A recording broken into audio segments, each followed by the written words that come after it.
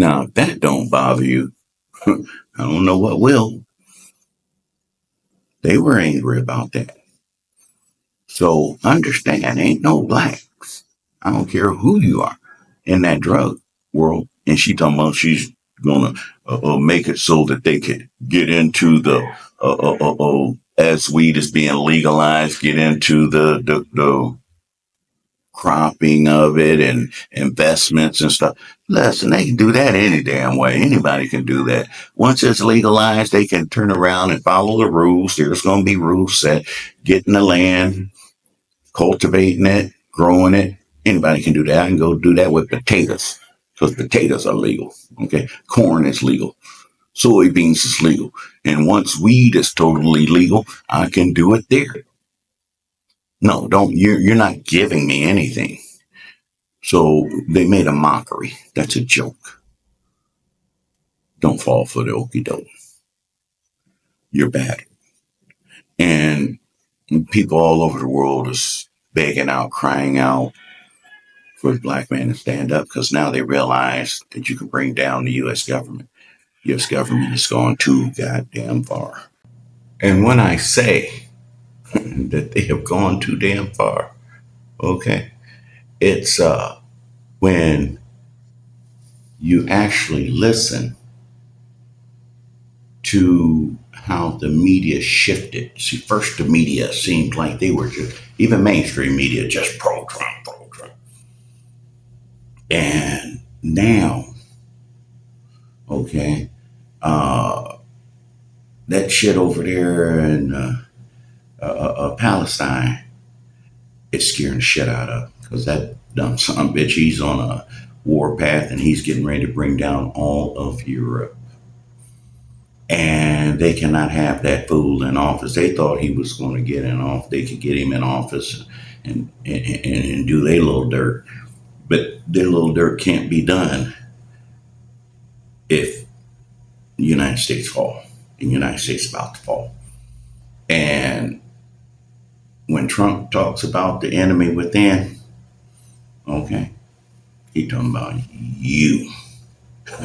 Oh, black ass. You're the enemy within because you can bring them down. All of them.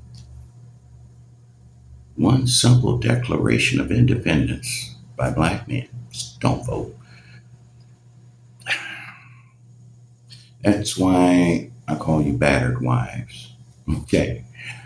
You guys just don't see it. You're it. You can bring this bitch down. I can give you so many examples. Those Palestinians, they're now starting to cry out and they are literally making videos trying to reach out to black men. Black men aren't even seeing the videos because you guys don't go and YouTube the conflict or whatever because you would never see the conflict on mainstream media. You will never see them videos that they've gotten out where they're trying to show you how those Israeli soldiers walk up to a woman with a little baby and just blow the baby's brains out and then laugh and hold the carcass up in front of the camera. They making TikToks. They're having a field day. Okay, over there. The rest of the world is like looking. Okay. And they're scared. All right. Over 130 some out of 200 and some countries are now considering moving over to BRICS. BRICS get a few more countries, it's over with. United States economy, it don't matter who the goddamn president is. America's gone. Okay. That's it. That in a nutshell. And you some bitches running around arguing and fighting over who's gonna be the master of the plantation. That's your concern.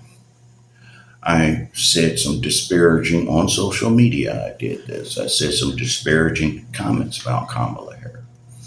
All of a sudden, I start getting bombarded. You one of them for Trump. How could you be for Trump? And I'm like, I'm letting them put them comments in because see, the one thing you don't do is call me out. I'll whoop your ass and then put shellac on it. I told them some bitches that shit. I'm not for Kamala and I'm not for Donald Trump. I don't have a save a hole mentality. I don't think that we should vote. I think that you talking about Trump going to destroy America? God damn it, shit. Go ahead. I'm the winner. So yeah, the white folks want to give up their freedoms and protections that they have under the Constitution of the United States and its amendments. Let them, because I've never enjoyed them. Let them motherfuckers do it. You sound like Captain Saberhole. You guys have done it. Slavery. You did it. The end of slavery. That wasn't for the benefit of you. That was the benefit of the North. The South was kicking the North's ass economically, and the North turned around and they was like, oh no, last straw. Because that was separating the country in and of itself. You got one part of the country that's getting free labor and their economy is booming. And another part is introducing and ushering in an industrial age, and it's costing them. And they're seeing bankruptcy coming. So yeah, let's free them slaves and put them white folks in hardship, and that's what they did. Put the South in hardship, but then they wasn't going to just totally free slavery. They expanded it because now all you're doing is getting a paycheck, okay, uh, and it's gone. You got to spend it for living conditions, so you're still a slave. Mm-hmm. They made sure they came across with the Jim Crow to separate the whites from the blacks so that the whites could feel good about themselves as they entered into slavery. Okay? That's all that was. Then, civil rights. I've said this many times before, wrote a thesis on it. In the 50s, early 50s, they realized that in the black community is where the US dollar went to die. They never seen it again because Jim Crow was kicking their hand. They wouldn't allow blacks in the banking system. They wouldn't allow blacks into the retail. Nowhere were blacks allowed. Their dollar. They had to create their own everything. They had their own banks, their own insurance companies, their own, I mean, hotels, motels, gas stations, everything. They had their own. They were strong. Okay. They had good financing in all of the cities across the country. It was not poor. Okay. That was during Jim Crow era. And the white economists foreseen the US dollar going to shit. And they said, we need them black dollars. So they sent everything they had down there in the South to expose Jim Crow, show it to the world, so that they could get somebody on their side, make it look like they're the good guys, and they destroyed Jim Crow. Okay, brought it down. And what did black folks do? They started taking their money out of the black banks, out of the. They wanted that white woman to wait on them at that damn lunch counter. Started giving all them restaurants and places their money and everything, and now they don't have nothing. Okay, but they money, and economists, leading economists of the world, say African Americans spend more money than any other nation in the world. In the world, you guys are consumers. You're keeping America afloat. Yeah, you Captain Save-A-Ho. That's right. You saving the hoe. And I wondered why black men had such a hard time when I talked to them about this. And the reason is because they're battered. They come at me with the same excuses that the battered wife have.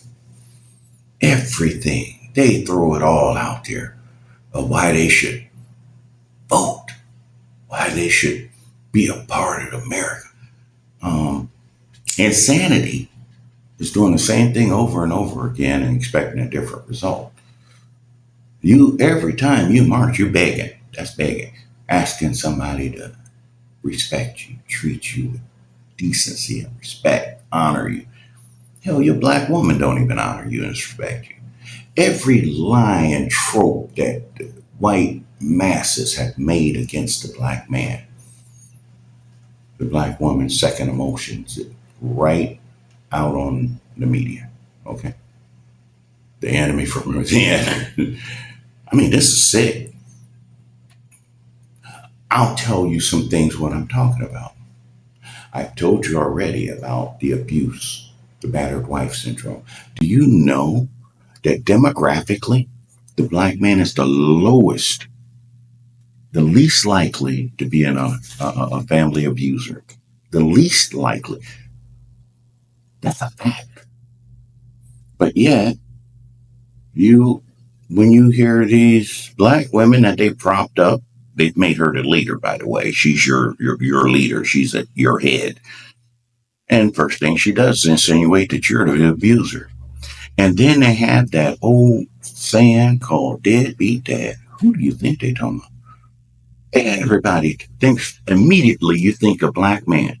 When yet, and I ask guys, I always ask them, did you hear the report that says that the number one father in America or even worldwide, most attentive, most everything is a black man in America? And they all say, yeah, yeah, yeah, yeah.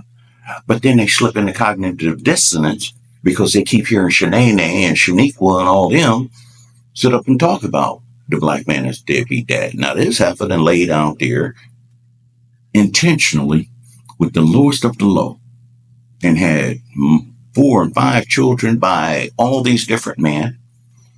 But she's going to denounce you and call you a deadbeat dad. When the world's saying, no, that's not true. He's number one. Of alcohol usage, you're least likely to find a black alcoholic because blacks don't drink alcohol. Rare, rare. In my hometown, they can't even keep a black bar or black establishment that caters to alcohol sales open. And there's black folks in my hometown that have liquor license. Them families been holding on to that liquor license for years. Because I remember coming up as a teenager, we'd go to they'd have different little clubs that they'd try to open up. And they can't stay open. Not because blacks don't go. The place be crowded every weekend. But they don't drink. That's your business right there. You can't hold a bar open unless you're selling that alcohol. That's your money. Blacks don't consume alcohol. They have targeted them. Every sports, a major sports team has signed contracts with the alcohol industry, I'll say. Okay. To try to get the commercialization and commercialize it. And the black guys don't do it. They ain't running around here drinking like that. And I said that. And the first thing Shanae want to do, because see, Shanae is cognitive dissonance. She's been told to lie on you, promote all this negativity about you. And the first thing that happened is, oh, that ain't true. I know this. And I said, well, when you walk into a bar, a white bar, you see a group of white men sitting at a table, and it's just crowded with nothing but empty containers of beer, buckets of bottles, empty bottles, and just, and the waitress is having trouble keeping that table clean. You walk in a Latino bar, same damn thing. Asian bar, same damn thing. Black bar, no. Brothers walking around with one drink, and they sucking that drink for the whole night. They trying to nurse it for the whole damn night. Okay, they there to get some cooch. Okay, cooch. They ain't trying to get lit like that. But now the rap and hip hop industry promotes, their biggest promoters is alcohol sales. And so there they are promoting these alcohol sales, trying to get blacks to drink. And the brothers just ain't doing it. Now the black women do. They go in there and they see all this rap stuff. They ordering drinks. They don't know a goddamn thing about alcohol. Okay. These motherfuckers drinking Grey Goose, which is the most rot gut alcohol vodka there is. Grey Goose was saved by the rap industry. It was a company that was really ready to go under. Okay. Now, if you want to talk vodka, let's go to Russia. They could tell you about it. And Grey Goose comes out of there. And it was a company that was fledgling, that was going bottom up. And these two white boys got together, young college kids, got a $250,000 loan from their parents, their generational wealth, and they bought a company that made a vodka called Grey Goose. And you know what they did? They went and got them old ignorant Negroes that do the rap and rented them Rolls Royces, rented them costumes and jewelry and all that stuff, and made their video. Shoot your video, and you be drinking this bottle of Grey Goose. They changed the bottle, okay, and they start doing that, and next thing you know, Grey Goose sales just. Them white boys are smart as a motherfucker. Okay, they saved the company, making billions of dollars. And who doing it? Black women. Another one is Hennessy. I think Hennessy is a brandy or something like that. Hennessy was fledgling. It's not premier, but what are these black foods? Henny. I want some Henny. Motherfucker, you only want it because some rapper who told you to kill your brother back in the 90s, and you did it over some colors of clothes and hats and shit like that. You did it. And now they promoting that. Their money don't come from you. This is why people like Kanye and Jay-Z and Diddy, they owe no allegiance to you. You don't bring them money. They're corporate. They're branded. They have brands. They're selling alcohol. Diddy is probably in trouble now because he wanted more money from the alcohol people that he was working for. He wanted to try and show them some intellect by saying he wanted his own bottle of alcohol. And they said, no, you're a nigger and you stay in your place. We giving you all this money. Well, then he wanted to keep pushing because he got beside himself. He didn't realize who he was. And this is what happens to so many Negroes. Okay, we call them bourgeois. Boulé know their place, but bourgeois get so comfortable that they will slap a white woman. Okay, I don't forget that one video I seen. The guy, he turned around and slapped the white woman, his girlfriend, and his friend in the back seat look at him and said, "Boy, I'm so proud of you, but you going to jail." See, you feel too comfortable. You're trying to be them, act like them, walk like them, talk like them. That's your mistake. Now, sadly, you have save a whole mentality. You don't realize that you can free yourself. You are free. Okay. All you got to do, contact me. I'll fly you here and I'll show you just step by step what we're going to do. Okay.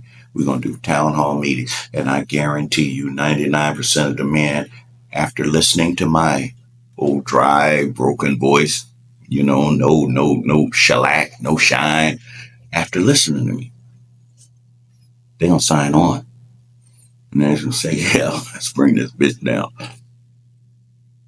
Now, I know you boule and bourgeois don't want anybody to hear me because, see, you think you have a place in Master's house. You don't. And you'll be happy at the outcome. So just step aside. Don't be trying to be hero. Just step aside because we're going to do this. Okay? I'll show you step by step how we do it. Stop being battered and abused. Okay? Don't give a shit who wins the election because it's not going to change your situation.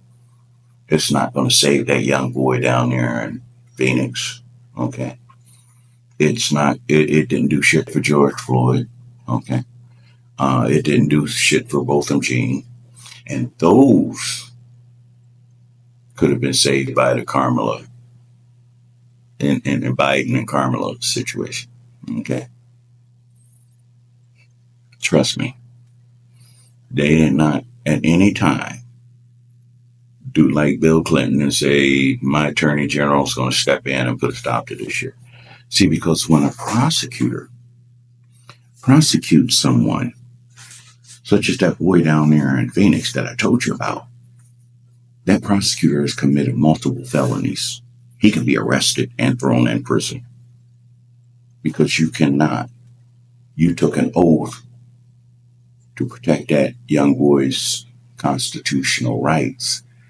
And now you are conspiracy in a conspiracy to deny him his constitutional rights. See, because he's arrested, remember? That's the number one charge, was resisting arrest. But there's nothing that preceded that, which means that he was well within his rights to walk where he was walking and to do what he was doing because he had committed no crime. So no one had any right to touch him. So yes, the prosecutor can be charged and sent to prison. All the cops that touched him and beat him savagely like that, it's 3 of them, I think, can be charged and sent to prison. But that'll never happen, not in America, and you know it. And if you know it, then you know you're not an American citizen. So quit lying to yourself. Okay? He don't love you. He's beating you every day. Okay? You need to leave him. Okay? He's a bad guy. So I'm here to tell you, I got a load of money in my back pocket. I'm going to give you some money to run away, slave. Okay? You can run away. There's a little train going that way, and I can put you on that train and you can get the fuck up out of there, all right? Now, when you do that, he's going to suffer immensely. He's going down. And I ain't got to fire a goddamn shot. All right? I once said the way to kill a crackhead is to give him more crack. These folks is addicted to your abusing you. I'm going to take you out of that abuse stream. Okay? So, hey, listen. I love you. And I am Nathan Robinson. And I'm back quiet.